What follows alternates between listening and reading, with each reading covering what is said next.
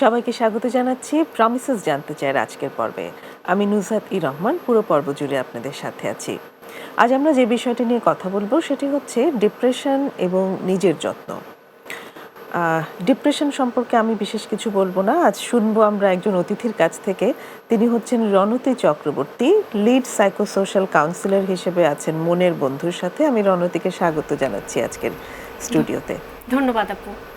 রণতী, আমাদের বিষয়বস্তু শুনেছো যে ডিপ্রেশন এবং নিজের যত্ন। ডিপ্রেশন তো একটা মানসিক রোগ অবশ্যই, সেটা হলে কি হয় সেটাই তোমার কাছ থেকে শুনবো। একটু একটা প্রশ্ন আমি করতে চাই তোমাকে শুরুতেই, সেটি হচ্ছে যে ডিপ্রেশন মানে তো হচ্ছে বিষণ্ণতা, রাইট? বাংলা যেটা, ডিপ্রেশনকে বাংলা করলে। তো এবার বিষণ্ণ আমরা তো বিভিন্ন সময় হই। যখন আমাদের মন খারাপ হয় তখনই আসলে ওটাকে একটা বিষণ্ণ অবস্থা বলা হয়। তো এই যে ডিপ্রেশন রোগ এবং মন খারাপ, এই দুইয়ের মাঝে আসলে পার্থক্যটা আমরা কিভাবে বুঝবো যে কখন এটা ডিপ্রেশন এবং কখন এটা মন খারাপ? অনেক ধন্যবাদ আপু। আসলে এভাবে করেই শুরু করতে চাচ্ছিলাম যে আমরা প্রায়ই বলে থাকি আমার মন খারাপ, মনটা ভালো নেই, কেমন যেন খারাপ লাগছে। তো যখন আমরা কোনো একটা বিষয় নিয়ে অনেক কিছু ভাবছি, আমার মনে কিছু কষ্ট আছে, আমাদের মৌলিক অনেকগুলো অনুভূতি আছে, সুখ, দুঃখ, রাগ, ভয়, এগুলো আমাদের আসবে। আমাদের চলতে ফিরতে, আমাদের জীবনে দৈনন্দিন জীবনযাপন করতে গিয়ে, আমাদের স্বাভাবিক কর্মকাণ্ডগুলো পরিচালনা করতে গিয়েও এই অনুভূতিগুলো আসবে। কিন্তু যখন ওই কষ্টটা, মন খারাপটা একটা লম্বা সময় ধরে পারসিস্টেন্ট লো মুড হিসেবে থাকবে 14 দিন ধরে, তো তখন কিন্তু সেটাকে আমরা বলছি ডিপ্রেশন। যেমন আমি যদি বলি যে আমি কোনো একটা, আজকে যেমন এসএসসির রেজাল্ট হলো, আমি আমার যে রেজাল্টটা হওয়ার কথা ছিল, আমি যতটা কষ্ট করেছি, পরিশ্রম করেছি, সেই অনুযায়ী রেজাল্টটা হয়নি, তখন হয়তো আমার কিছুটা মন খারাপ হবে।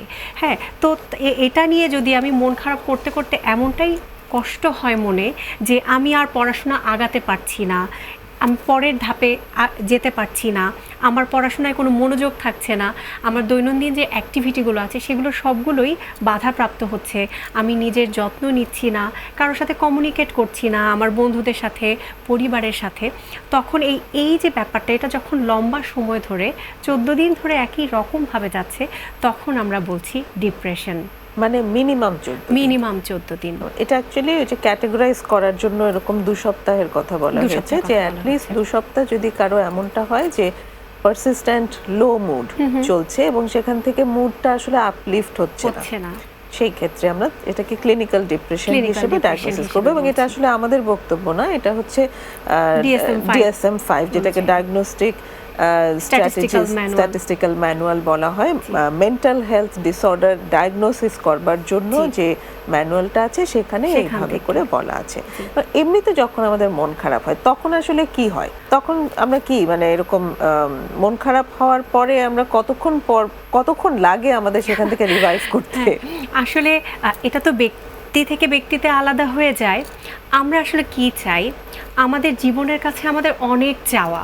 তো আমরা ভাবি কি যে জীবন আমাদেরকে 2 হাত দিয়ে ভরিয়ে দিবে, এবং আমি আজকে যা যা আছে, ধরেন আমার ভালো একটা পড়াশোনা করেছি, ভালো জায়গায় চাকরি করছি, আমার সংসার আছে, আমার সন্তান আছে, আমি ফিনান্সিয়ালি বেশ খুব ইন্ডিপেন্ডেন্ট, সো সব কিছু মিলিয়ে আমি ভালো আছি। কিন্তু আমার ভেতরে একটা ভয় কাজ করে যে যদি আমি এটা হারিয়ে ফেলি, যদি আমার এই সুখের অনুভূতিটা না থাকে, যে আত্মতুষ্টিটা যদি না থাকে বা চলে যায়, তো ওই ভয়ের কথা ভাবতে গিয়ে আমি এই মুহূর্তের আনন্দটা পাই না। এবং এই যে জীবনের কাছে আমাদের যে চাওয়াটা, আমরা মনে করি আমাদের সকল আনন্দ, সকল সুখ, সকল অনুভূতি, ভালো লাগার অনুভূতিগুলো এটা না চলতেই থাকবে, এটা কোথাও থামবে না।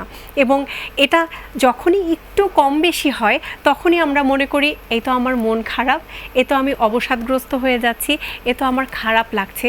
কিন্তু এমনটা যদি ভাবি যে আমি ভবিষ্যতেরটা ভাবছি, যে এটা যদি না থাকে, আমার ভালো লাগাটার অনুপস্থিতিটা যদি আমাকে অস্থিরতায় ফেলে, আতঙ্কিত করে, ইনসিকিউরিটিতে নিয়ে যায়, তাহলে এই মুহূর্তের ভালো লাগার উপস্থিতিটা কেন আমি অনুভব করছি না?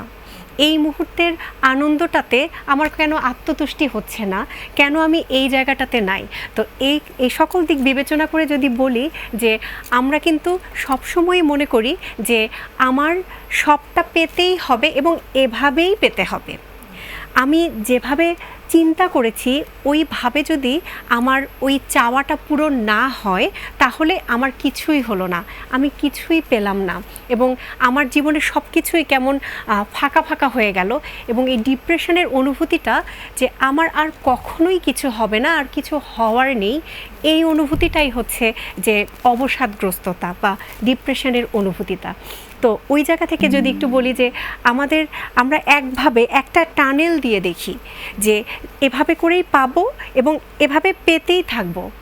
আমরা কিন্তু এমন কোনো ব্যক্তির সাথে পরিচিত কখনোই হইনি যে কিনা সব সময় সব কিছু পেয়ে গেছে এবং পেতেই থাকবে। তো হয় না যে আমাদের যদি কখনো একটু গ্যাস্ট্রিকের প্রবলেম হয় বা আরও এরকম ধরনের কোনো ইস্যু হয় তখন কিন্তু মুখের স্বাদ চলে যায়, তাই না আপু? তো তখন হয় কি যে আমরা মনে করি আমি আর কখনো কোনো কিছু খেতে পারবো না, তো মুখে কখনোই স্বাদটা আসবে না বা ভালো লাগার অনুভূতিটা বা আমার পছন্দের খাবারগুলো ভাবনাটা এসে যায়। কিন্তু একটা পর্যায়ে গেলে কিন্তু আমি আবার ওই খাবারটা খেতে পারছি। তো মনের মধ্যেও কিন্তু ওই রকমের অস্বস্তিটা যখন আসে, মন খারাপটা যখন আসে, খারাপ লাগাটা যখন আসে, তখন আমাদের মনে হয় এই মন আর কখনোই ভালো হবে না, আমি এই পরিস্থিতিটা থেকে কখনোই বেরোতে পারবো না। তো এটাও কেটে যায়, একটু সময় দিতে হয় এবং আমরা শুধু খুঁজতে থাকি। আমাদের কাছে অনেক বড় লিস্ট আছে, আমি কি কি পাইনি, আমার কি কি হয়নি, আমি কি কি চেয়েছিলাম যেটা আমার জীবনে পূরণ হয়নি, এরকম বড় লম্বা লিস্ট কিন্তু আমি করতে পারবো, আমার আপনার এরকম আছে। আমি কি কি পেলাম, কি কি পেয়েছি, ওই দিকে আমরা তাকাই না। তো এই আমাদের তাকানোর যে জায়গাটা, দৃষ্টিভঙ্গির জায়গাটা, আমার মনের যে সন্তুষ্টির জায়গাটা, ওই জায়গাটা তখনই পূরণ হবে আমার মন খারাপের জায়গাটা থেকে রিপ্লেসড হয়ে আত্মতুষ্টির জায়গাটা তখনই আসবে যখন আমার দেখার অ্যাঙ্গেলটা চেঞ্জ হবে, শিফট হবে যে আমার এটা আছে, আমি এরকমভাবে চলছি, ভালো আছি। থ্যাংক ইউ, অনেক চমৎকারভাবে মানে ডিপ্রেশনের যে জায়গাটা তুমি নিয়ে আসলে। তো একটু জানতে চাই যে ডিপ্রেশনের যে সিমটম, যদিও তুমি বলেছো, আর একটু স্পেসিফিকলি যদি আমরা একটু সিমটমে আসতে পারি যে এক্স্যাক্টলি কি কি দেখলে আমি বুঝতে পারবো।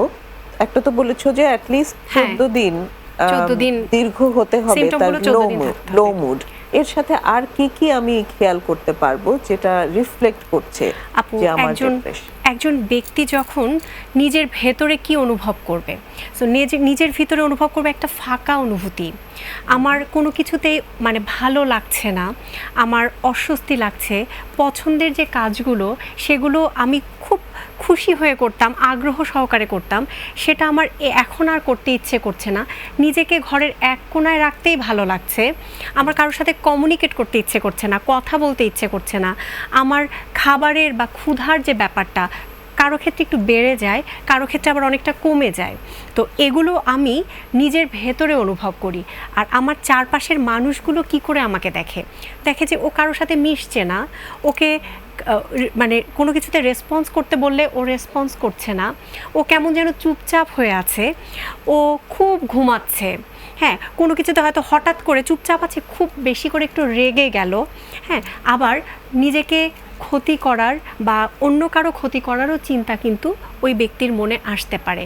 তো এই দুটো ক্ষেত্রে যে ব্যক্তি নিজে ভিতর থেকে এই বিষয়গুলো অনুভব করবে এবং অন্যরা আমরা বা পরিবারের লোকজন, বন্ধু বান্ধব হুট করে একটা মুডের চেঞ্জ দেখতে পারবো যে ও বেশ ঝলমলে উচ্ছল একটা মানুষ খুব চুপচাপ হয়ে গেল, নিজেকে গুটিয়ে রাখলো, কথা বলতে ভালো লাগছে না, ঘর থেকে বের হচ্ছে না, পছন্দের কাজগুলো করছে না, বেশ একটা জায়গায় খুব স্টিফ হয়ে আছে, অথবা দেখা গেল যে কোনো একটা জায়গায় হয়তো জোর করে পরিবার নিয়ে গেল কোনো সোশ্যাল কোনো গ্যাদারিংসে, কিন্তু সেখানে যে সে চুপচাপ এক কোণে বসে আছে, এরকম রোল সে কখনো প্লে করে, সে খুব প্রোঅ্যাক্টিভ রোল প্লে করে কোনো অনুষ্ঠানে বা কোথাও গেলে। তার মানে বেশ কয়েকটা দিক থেকে সিম্পটম আসে, তার মধ্যে একটা হচ্ছে ইমোশনাল কিছু রিফ্লেকশন, বিহেভিয়ারাল রিফ্লেকশন, ফিজিওলজিক্যাল কিছু রিফ্লেকশন এবং চিন্তাগত কগনিটিভ সেখানেও কিছু পরিবর্তন আসে। অনেক ধন্যবাদ। আমরা আরেকটু বিস্তারিত শুনবো একটা বিরতির পর। দর্শক, একটা বিরতি নেওয়ার সময় হয়ে এসেছে, সঙ্গেই থাকবেন আশা করি।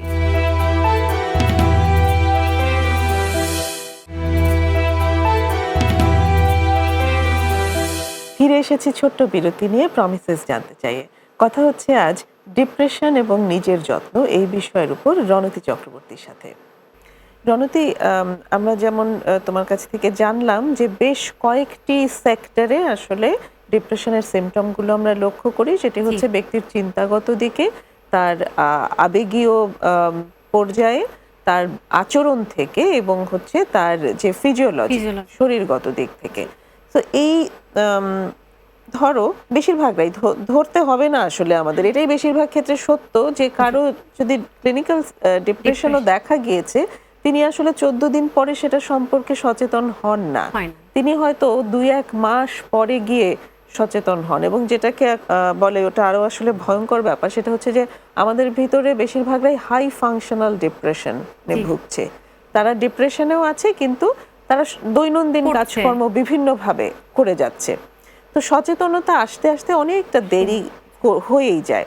তো এই যে দেরি হয়, এটাতে আসলে কি কি ধরনের ক্ষতিগ্রস্ত, মানে কি কি ভাবে আমরা ক্ষতিগ্রস্ত হওয়ার সম্ভাবনা আছে? কয়েকটা ধাপে যদি আমি বলি, যে প্রথমত শারীরিকভাবে তার বেশ কিছু সিমটম গ্রো করতে পারে।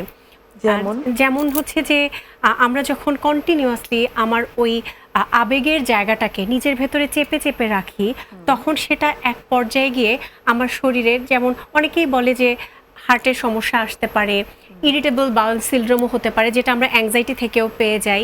পাশাপাশি আমরা সাইকোসোমাটিক কিছু ডিসঅর্ডার আমরা ডেভেলপ করে ফেলি। যেমন এরকম কিছু ক্লায়েন্ট এসেছে যারা আমাদেরকে বলে যে আমাদের বিভিন্ন বডির বিভিন্ন জায়গায় পেইন হচ্ছে, কিন্তু সেই পেইনটার আসলে মানে প্যাথোলজিক্যাল কোনো কারণ খুঁজে পাওয়া যাচ্ছে না, বা বিভিন্ন রকম টেস্ট করে ডক্টর যারা আছেন তারা হয়তো ওই জায়গাগুলো খুব ক্লিয়ার রিপোর্ট পাচ্ছে, কিন্তু পরে একটা পর্যায়ে গিয়ে ডক্টর হয়তো আমাদের কাছে রেফার করছে যে এটা আসলে একটু সাইকোলজিক্যাল কিছু ইন্টারভেনশনের দরকার আছে বা কাউন্সিলিংয়ের দরকার আছে। একটু চেক করে দেখা যায় যে তখন দেখা যাচ্ছে এখানে মেজর ডিপ্রেসিভ ডিসঅর্ডার, বা এটার সাথে কোমরবিডিটি হিসেবে হয়তো আদার্স কিছু সাইকোলজিক্যাল কিছু ইস্যু এসে যায়।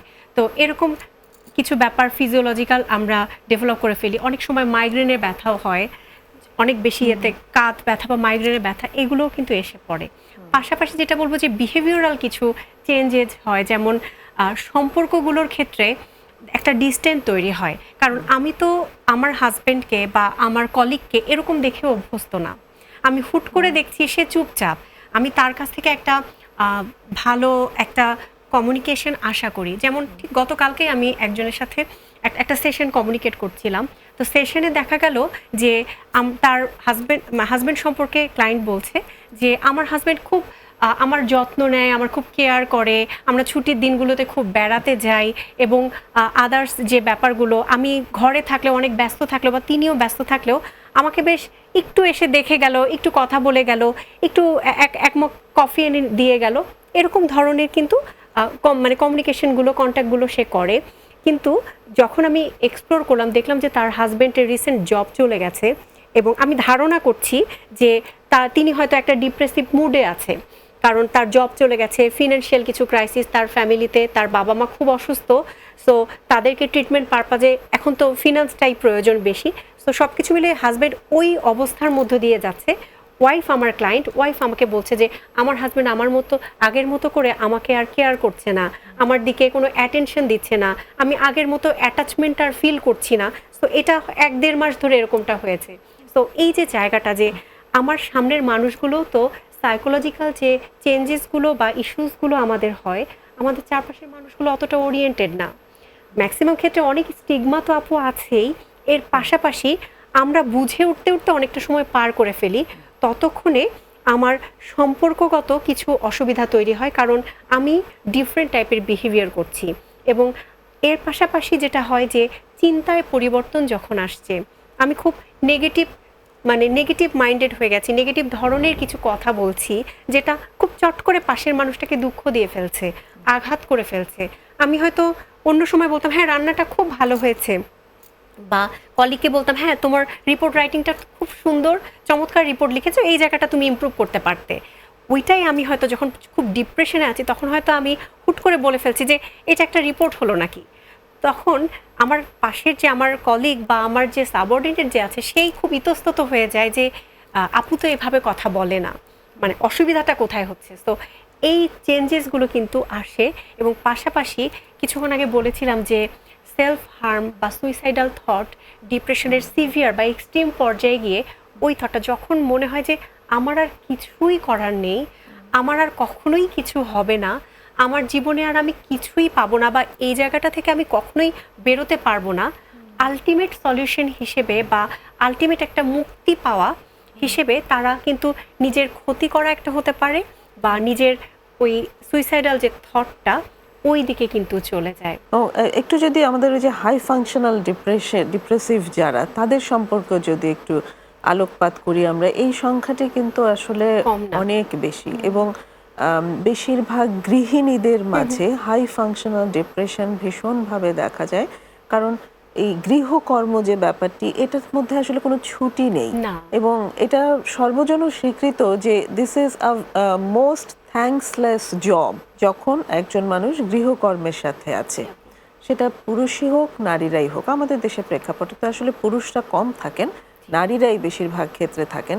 তো একটু যদি এটা সম্পর্কে আমাদের জানাও। এই জায়গাটা নিয়ে একটু যদি আমি বলি যে আমাদের দেশে যখন পারিবারিক দৃষ্টিকোণ থেকে যে কাজগুলো আমরা করি, বা আমাদের পরিবার, আমি যদি মায়েদের কথা চিন্তা করি যে যারা কাজ করছে, তাদের অনেকের সাথে কথা বলে দেখা যাবে যে তাদের বিয়ের পরবর্তী সময়ে ওই সুন্দর মুহূর্তগুলোর কথা অনেকে বলতেই পারে না।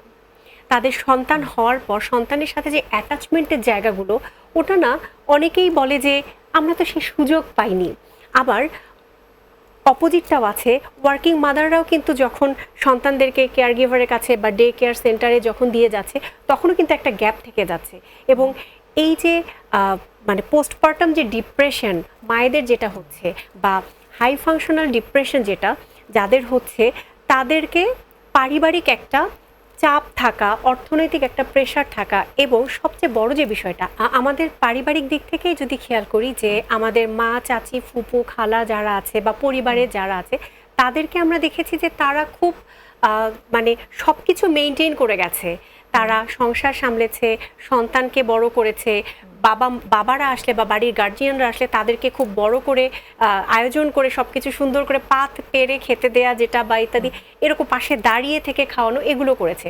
আমরা এখন ওই লেভেলে করতে না পারলেও কিন্তু আমরা ওই যে মডেলিংটা আমরা তো দেখে শিখেছি, তো ওই জায়গাটা থেকে আমরা চিন্তা করি আমাকে অনেক কিছু করতে হবে। এবং অ্যাজ এ ওয়ার্কিং মাদার আমরা অনেকেই কিন্তু থাকে না যে একটা গিল্টিতে ভুগতে থাকি যে সন্তানকে তো প্রপার টাইম দিতে পারছি না, সংসারে তো প্রপার টাইম দিতে পারছি না। সো সারাদিন অফিসে অনেক কাজ করে এসেও আমরা অনেকেই আছে যেটা মনে করি কি সংসারের অনেকটা কিছু আমাকে করতে হবে, কারণ আমি তো সারাদিন আমার পরিবারে সময় দেইনি, আমি তো সারাদিন সন্তানকে সময় দেইনি। এবং আমার সবাইকে খুশি করে চলার যে টেন্ডেন্সিটা, এটাও কিন্তু আমার দেখা গেলো একটা পর্যায়ে গিয়ে আমি ডিপ্রেশনে পড়ে যাচ্ছি। কারণ আমি দেখছি যে আমি আমার সন্তানকে দেখলাম, সংসারকে দেখলাম, আমি সন্তানদেরকে খুব ভালোভাবে বড় করেছি, আমি অফিস করেছি, ইনকাম জেনারেট করেছি, কিন্তু আমার নিজের দিকে কখনোই ঘুরে তাকানো হয়নি। একদম। আরেকটা বিরতি নেব আমরা এই পয়েন্টে এসে, এবং এই যে সবাইকে খুশি করে চলা, এটা নিয়ে আরেকটু ইনডেপথ শুনতে চাইবো, এবং সেটা সবার পার্সপেক্টিভ থেকে, not only from working people, যারা হাউস হোল্ডের সাথে আছে তাদের জন্য এটা খুব খুব বেশি বেশি যায়। তাদের সবচেয়ে বেশি মনে হয় যে সবাইকে খুশি করার প্রচেষ্টাটা থাকে। প্রিয় দর্শক, আমরা আরেকটা বিরতি নেব, বিরতি থেকে ফিরে এসে আরো কথা হবে।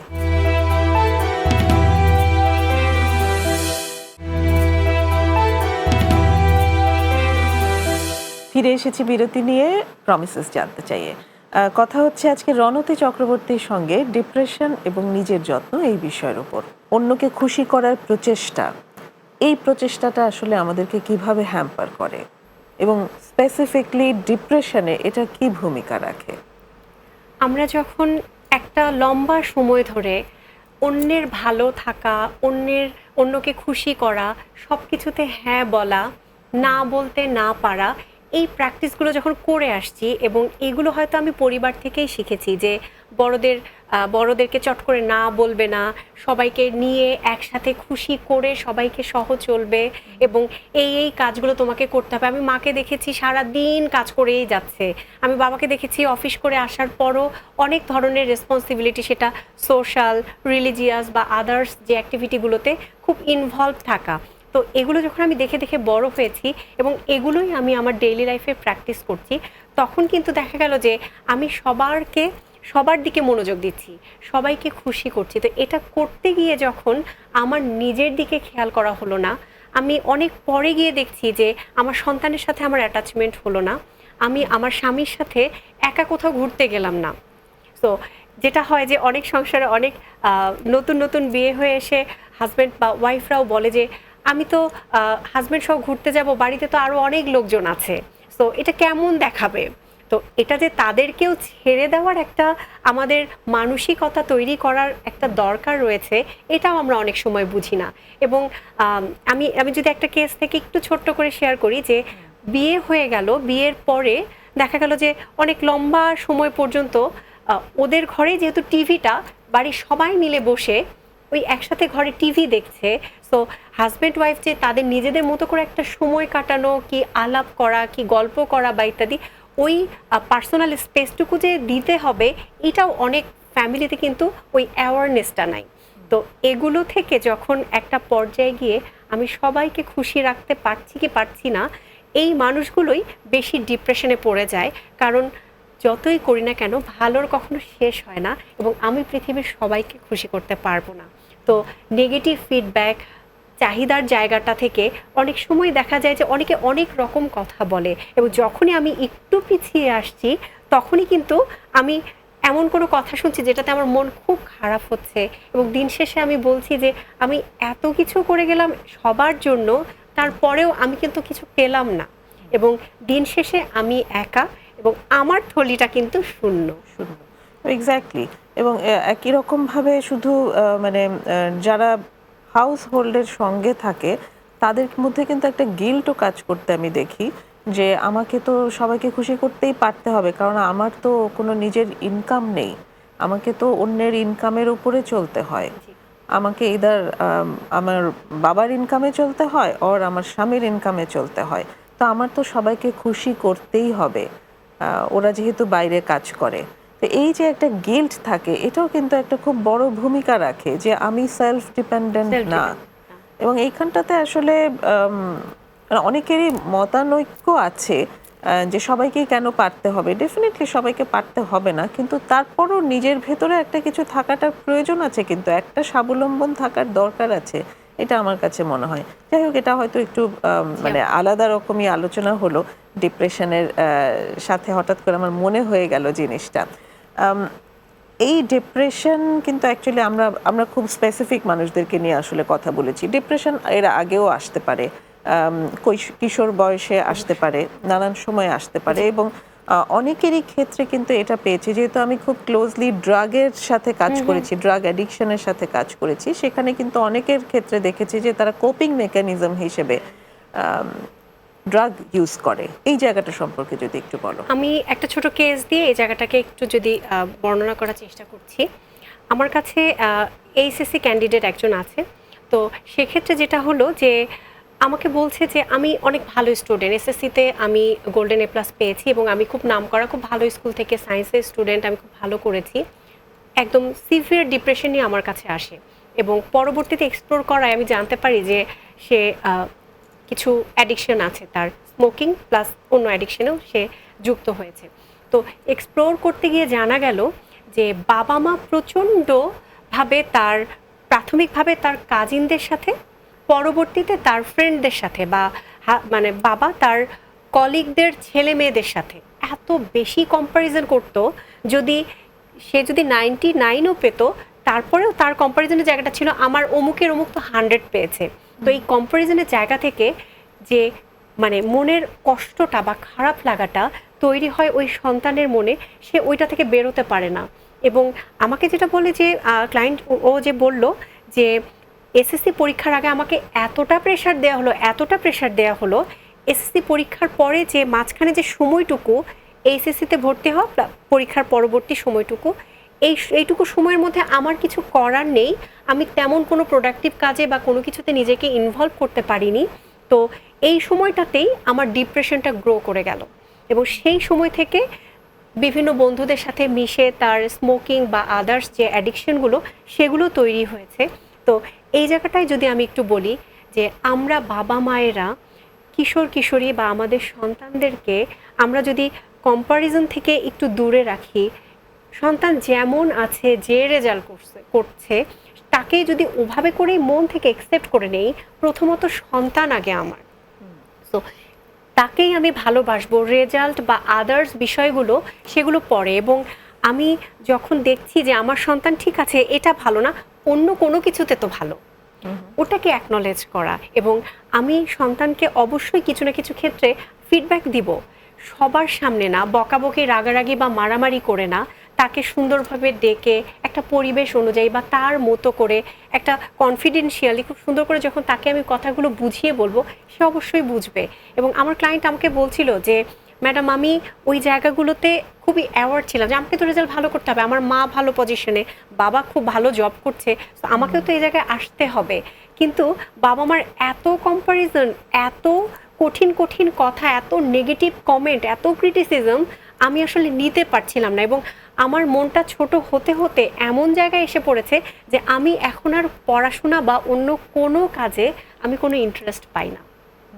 তো এভাবে করেই কিন্তু এই যে ডিপ্রেশনের জায়গাটা এবং পাশাপাশি ওইটা থেকে মুক্তির উপায় হিসেবে স্মোকিং বা আদার্স অ্যাডিকশনগুলোতে কিন্তু ক্লায়েন্ট যুক্ত হয়ে গেছে। হ্যাঁ, সেটা আছে। আবার কিছু ক্ষেত্রে আবার ট্রিগার হলে ট্রিগার থেকে হয়তো ফ্লারিশ হয়। আচ্ছা, মানে সবারই জিনগতভাবে থাকে, কিন্তু এরকম না যে সবাই সেটাতে ইমপ্যাক্টেড হবে। আচ্ছা, এই যে ইমপ্যাক্টেড হবে কি হবে না, সেটা কি কোনো কিছু আছে যেটা যে এটার উপর ভিত্তি করে সে ইমপ্যাক্টেড হচ্ছে বা হচ্ছে না, এরকম কোনো কিছু কি আছে? আসলে আমাদের এক্সপেরিয়েন্সগুলো ইম্পর্টেন্ট। যে আমি একটা পরিবারে জন্মগ্রহণ করলাম এবং সেখানেই ধীরে ধীরে বড় হলাম, তো ওখানে আমি কেমন ধরনের এনভায়রনমেন্ট পাচ্ছি যেটা হয়তো আমার মা পেয়েছে, বাবা পেয়েছে, কিন্তু আমি খুব সেফ, সিকিউর, খুব কমফোর্টেবল, খুব থাকে না যে খুব ওয়েলকামিং একটা এনভায়রনমেন্টে আমি বড় হয়েছি, যেখানে আমি খুব প্রিন্সেস ট্রিটমেন্ট পাচ্ছি, সেখানে কিন্তু অনেকগুলো ফ্যাক্টর কাজই করবে না যেটা আমার ডিপ্রেশনকে খুব একটা দায়ী করবে। আবার অনেক জায়গায় আছে যে সন্তানরা বড় হচ্ছে কিন্তু খুব মানে অ্যাটাচমেন্টের প্যাটার্নটাই খুব ইনসিকিউর, সেখানে কিন্তু চান্সেস থেকেই যায় আপু। আচ্ছা, তো তার মানে সুন্দরভাবে তুমি এনেছো যে তার বড় হবার সময় যে পরিবেশ, সেই পরিবেশটা যত স্মুথ হবে, তার ভেতরে যদি জেনেটিক্যালি থাকেও মেন্টাল হেলথ ডিসঅর্ডার, সেটা আসলে ওই সুপ্ত অবস্থায় থাকবে। সেটা যে সবার ক্ষেত্রে এরকম ফ্লারিশ হবে এরকমটা জরুরি নয়। দারুণ।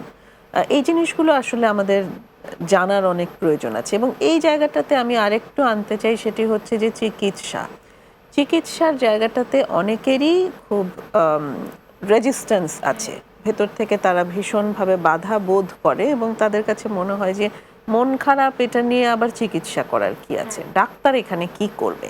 এখানে আসলে কি করে ডাক্তার কি করে? আসলে ডিপ্রেশনের যেটা হচ্ছে দুদিক থেকে আমরা ট্রিটমেন্টটা করি। সেটা হচ্ছে যে একটা প্যাথোলজিক্যাল, যেটা পুরোপুরি ডক্টর করে, আর একটা হচ্ছে সাইকোলজিক্যাল। তো সাইকোলজিক্যালে যেটা আমরা করে থাকি যে কাউন্সেলিং, সাইকোথেরাপি, এটা সাইকোলজিস্ট, ক্লিনিক্যাল সাইকোলজিস্ট, কাউন্সেলিং সাইকোলজিস্টরা এটা কাউন্সেলিংয়ের মাধ্যমে দিয়ে থাকে আর সাইকোথেরাপির মধ্য দিয়ে থাকে।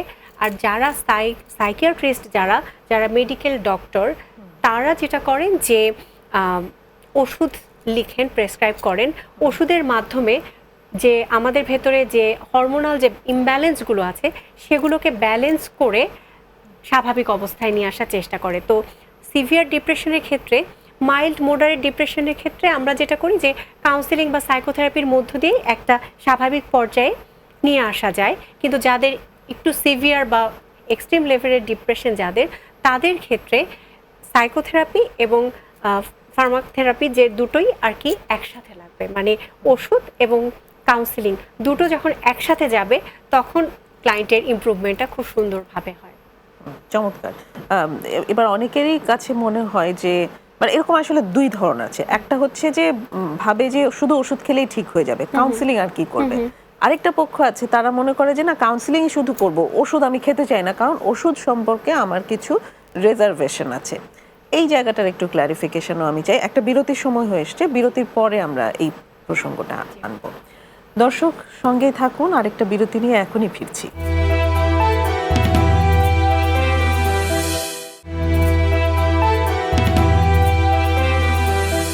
আবারও ফিরে এসেছি প্রমিসেস জানতে চাইয়ে। কথা হচ্ছে রণতি চক্রবর্তীর সঙ্গে ডিপ্রেশন এবং সেলফ কেয়ার বা নিজের যত্ন এই বিষয়ের উপর। রণতি, ঠিক যেখানটায় ছিলাম যে অনেকের ওষুধ সম্পর্কে কিছু রিজার্ভেশন আছে, আবার অনেকের মনে হয় যে ওষুধ খেলেই ঠিক হয়ে যাবে, কাউন্সিলিং আর কি করবে, একটু যদি ক্ল্যারিফাই করো। আপু আপনি একদমই ঠিকটাই বলেছেন, আসলে দুটো বিষয়ই খুব আছে এবং আমাদের দেশে তো কিছু স্টিগমাও আছে যে সবাই আমরা আসলে সাইকোলজিস্টের কাছে বা সাইকিয়াট্রিস্ট যারা মানসিক রোগ বিশেষজ্ঞ তাদের কাছে কিন্তু আমরা খুব সহজে যেতে চাই না। তো এই কারণে আমরা অনেক সময় দেখা গেল যে অনেক কিছু ভেবে চিনতে তারপরে সিদ্ধান্ত নেই এবং ওষুধের ক্ষেত্রে যেটা হয় যে সাইড এফেক্ট যে কোনো ওষুধেরই থাকে, সেটা আমরা যে নাপা বা আদার্স যে ওষুধগুলো খাচ্ছি সেগুলোর ক্ষেত্রেও আছে, আবার সাইকিয়াট্রিক যে মেডিকেশনস যেগুলো সাইকিয়াট্রিস্ট দেন সেগুলোর ক্ষেত্রেও আছে। তবে ডক্টর সেটা বুঝে আমার কতটুকু দরকার, কি মাপের দরকার, কতটুকু পরিমাণ দরকার সেটা বুঝে সাইকিয়াট্রিস্ট ওষুধ প্রেসক্রাইব করেন এবং একটা সময় পর্যায়ে কিন্তু ধীরে ধীরে মাত্রা কমিয়েও দেন।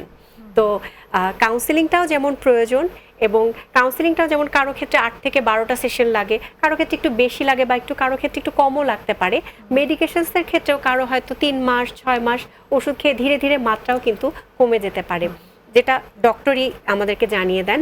এবং সাইড এফেক্ট যেটা থাকে সেটার শরীরে অ্যাডজাস্ট হয়ে গেলে ধীরে ধীরে কিন্তু সেই এফেক্টগুলোও কমে যায়। তো অনেকেরই আসলে ভয় থাকে, যখন খেতে শুরু করে তখনও যে সমস্ত সাইড এফেক্ট গুলো হয় সেগুলো নিয়ে ভীত হয়ে যায় এবং একটা প্রশ্ন তাদের মনে আসতে থাকে যে আমাকে কি সারা জীবন ওষুধ খেতে হবে কিনা। তো সেটা তুমি যেটা বললে যে একটা সময়ের পরে কিন্তু ট্যাপারিং করে ডক্টর কমিয়ে দেয়, মাত্রা কমিয়ে দেয় এবং রেগুলার ফলো আপে থাকলে সেটা সম্ভব হয়। অনেকের ক্ষেত্রে এটা দেখা যায় যে তারা রেগুলার ফলো আপে যাচ্ছে না, প্রথমে একবার দুবার ডক্টরকে দেখিয়ে মেডিসিন নিয়ে এসে সেটা দীর্ঘ সময় বসে খাচ্ছে এবং তাতে তার সমস্যা আসলে সমাধান হচ্ছে না। তো ইনকনসিস্টেন্সি এটাও আসলে চিকিৎসায় একটা বড় সমস্যা, কাউন্সিলিংয়েও কিন্তু সেরকমটা দেখা যায়। তো এই জায়গাটাতে আসলে কি করা উচিত সেটা যদি একটুখানি বলো।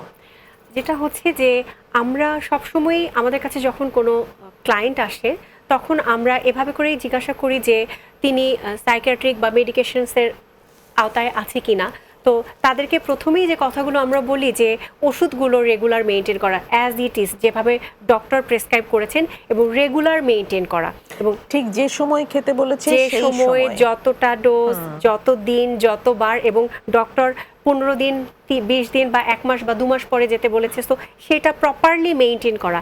এর পাশে সপ্তাহে একটা করে সেশন, কাউন্সিলিং সেশন বা সাইকোথেরাপি যেটা আমরা বলছি, সো এইটা নেওয়াটা খুব জরুরি। এবং এই অনেকেই বলে যে আপা 2 মাস ওষুধ খেয়ে তো আর খাই নাই, হ্যাঁ এখন আপনার কাছে আসছি একটু কাউন্সিলিং নেই, আবার কাউন্সিলিং কিছুদিন নেওয়ার পরে সে হয়তো আবার থেমে গেল, আবার হয়তো সাইকিয়াট্রিস্টের কাছে গিয়ে বললো যে হ্যাঁ কাউন্সিলিং নিছি ভালো তো হয়নি, এখন আবার আপনার কাছে আসলাম। সো এই যে যখন ডিপ্রেশন বা অসুবিধার জায়গাটা খুব এক্সট্রিম হয়ে যায় তখন দুটোকে কনসিস্টেন্টলি যখন আমরা মেইনটেইন করতে পারি তখনই আসলে ইমপ্রুভমেন্টটা চোখে পড়ার মতো হয়।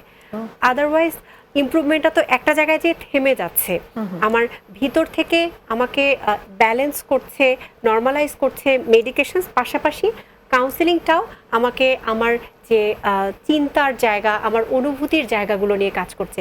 সো দুটার সমন্বয়ে যখন আমি আগাতে পারি তখনই কিন্তু আমার ইমপ্রুভমেন্টটা হয়। এর সঙ্গে আরেকটা জিনিস যেটা আমাদের আজকে টপিকের পার্ট, সেটা হচ্ছে নিজের যত্ন। শুধু মেডিসিন এবং কাউন্সিলিংয়েই কিন্তু আসলে ডিপ্রেশন ভালো হয়ে যাবে না আনলেস একজন মানুষ সে নিজেকে যত্ন করছে কিংবা তাকে যত্নটা প্রোভাইড করা হচ্ছে। এই নিজের যত্ন কি হওয়া প্রয়োজন? আপু আমরা সেলফ কেয়ার বলতে মনে করি শপিং করতে যাওয়া, নিজের জন্য কিছু কিনতে কেনাকাটা করা, পার্লারে যাওয়া, হ্যাঁ পার্লারে যাওয়া, কোথাও বেড়াতে যাওয়া, খুব দেশের বাইরে থেকে একবার একটু বছরে 2বার ঘুরে আসলাম বা অমুক জায়গা থেকে একটু ঘুরে আসলাম। আমরা যখন আমার অনুভূতির জায়গা, আমার চিন্তার জায়গা, আমার আবেগীয় জায়গাগুলোর প্রতি সচেতন হব এবং গুরুত্ব দিব, এটাই হচ্ছে আমার নিজের যত্ন, আত্মযত্ন। সো এইটা খুব ইম্পর্টেন্ট। আমার মন কি চাইছে সেটার দিকে যখন আমি খুব আগ্রহ সহকারে মনোযোগ নিয়ে খুব সুন্দরভাবে তাকাবো এবং সেটার দিকে কোনো রকম সংশয় ছাড়া, আমি সংশয়ের কথাটা কেন বলছি, কারণ আমরা একটু নিজের যত্ন নিতে গিয়ে ভাবি আমি তো সময় নষ্ট করে ফেললাম, আমি তো স্বার্থপর মা হয়ে গেলাম, হ্যাঁ আমি তো এই সময়টা অন্য কাউকে দিতে পারতাম, তো এই সময়টাতে আমি একটু পড়তে পারতাম, বা এই সময় তো আমি একটু রান্না করতে পারতাম। তো এই যে এই কোনো রকম সংশয় ছাড়া যখন আমি আমার অনুভূতি, আবেগ, চিন্তা, ভালো লাগাগুলোকে প্রায়োরিটাইজ করব এবং সেটাকে আমি খুব ভালো লাগা নিয়ে উপভোগ করব, সেটাই হচ্ছে সেলফ কেয়ার।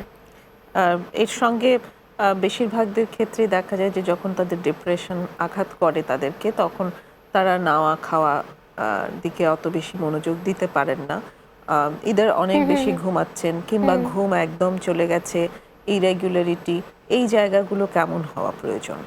আমরা পরিবারের লোকজন বা অন্যান্যরা আমরা যখন বুঝতে পারি যে এই মানুষটা খুব ডিপ্রেসড হয়ে যাচ্ছে, খুব স্যাড মুডে আছে, খুব এরকম হয়ে যাচ্ছে, তখন আমরা বলি আমরা পারছি, তুমি পারছো না কেন? হ্যাঁ, এখন ওঠো, দেখো সব ঠিক হয়ে যাবে, সব কিছু খুব সুন্দর করে দেখো, চলো আমরা হেঁটে আসি, চলো আমরা ঘুরে আসি, আসো আমরা তো বন্ধুর মতো, আমরা তো এটা করতে পারি, ওটা করতে পারি। সো এই যে এই কথাগুলো, তার উপর চাপিয়ে দেওয়া যে বিষয়গুলো, তারা কিন্তু খুব ভালো কথাই বলছে, কিন্তু তাদের মতো করে তো আমি আর ভাবতে পারছি না, কারণ আমি এখন একটা ডিপ্রেসড মুডে আছি, আমার এখন কোনো কিছুই ভালো লাগছে না, এবং কোনো ভালো কিছু বা মন্দ কিছু নেয়ার মতো অবস্থা আমার আর নাই। তো এই জায়গাটাতে ছোট্ট ছোট্ট করে স্টেপ নেওয়া, যেমন আমি আজকে 1 ঘন্টা হাঁটবো না, একটু 5 মিনিট বাইরে থেকে একটু হেঁটে আসি, আমি আজকে খুব বেশি নিজের পরিষ্কার পরিচ্ছন্নতা, ঘর গোছানো, অমুক তমুক এত কিছু না, আমি আজকে শাওয়ারটা খুব সুন্দর করে গুছিয়ে করব, বা আজকে আমি পুরা ঘর গোছাতে পারবো না, আমি হয়তো আজকে আমার পড়ার টেবিলের বইগুলো একটু ঝেড়ে মুছে সুন্দর করে গুছিয়ে রাখবো। তো এরকম ছোট্ট ছোট্ট করে যদি আমি আমার কাজগুলোকে একটু আগাই বা নিজের দিকে একটু খেয়াল করি, এইটাই ইম্পর্টেন্ট। কারণ যে মানুষটা খুব ডিপ্রেশনে চলে গেছে, তাকে যখন আমি বড় একটা অ্যাক্টিভিটি দিচ্ছি, তখন ওই জায়গা থেকেও তার ভেতরে ওই মোটিভেশনটা তো কাজ করছে না। তো আমরা মনে করি যে আমার ভেতরে যখন মোটিভেশন আসবে তখন আমি পুরো ঘর গুছিয়ে ফেলবো, এই মোটিভেশনটাই তো আর আসে না তাদের ক্ষেত্রে। তো এ কারণে ছোট্ট ছোট্ট করে একটু করে আগানো, এবং পরিবারের মানুষদের সচেতনতার জায়গাটাও খুব ইম্পর্টেন্ট। কারণ আমি কি বলছি আমার সামনের মানুষটাকে, সেটা থেকে সে আরও ডিপ্রেসড হয়ে যাচ্ছে কিনা, আরও খারাপ ফিল করছে কিনা, যে আমি বলছি আমরা কই, ওরা তো সবাই পারছে, তুমি পারছো না কেন? সেটা না বলে বরং তার কিছু যত্ন, এবং মানে সে যেন অন্তত সময়ে খায়, সময়ে ঘুমাতে যায়, সময়ে যেন তার একটু উঠে হাঁটে, ফাংশনাল একটা লাইফ, সেই জায়গাটাতে একটু খেয়াল করা, এবং নিজের ভেতর থেকেও যিনি অসুস্থ আছেন তিনিও যেন একটুখানি হলেও এই বিষয়গুলোতে মনোযোগ দিতে পারেন, সেই প্রত্যাশা আমাদের থাকবে আজকের এই আয়োজন থেকে। একদমই শেষ পর্যায়ে চলে এসেছি আমরা আসলে অনুষ্ঠানের। তোমাকে অনেক ধন্যবাদ জনতি চমৎকার আলোচনার জন্য। Thank you. প্রিয় দর্শক, আমরা একদম শেষ পর্যায়ে আছি। ডিপ্রেশন এবং নিজের যত্ন নিয়ে আমরা আজকে বেশ দীর্ঘ আলাপ করলাম। আসলে আরও অনেক কিছু আলাপ করা অবশ্যই যেত, কিন্তু এক সেশনে অবশ্যই হয় না, আরও আমরা এই বিষয়ে কথা বলবো। আগামী সেশনেও অবশ্যই আপনাদেরকে পাশে পাবো বলে আশা করছি। ততক্ষণ পর্যন্ত সবাই ভালো থাকুন। খোদা হাফেজ।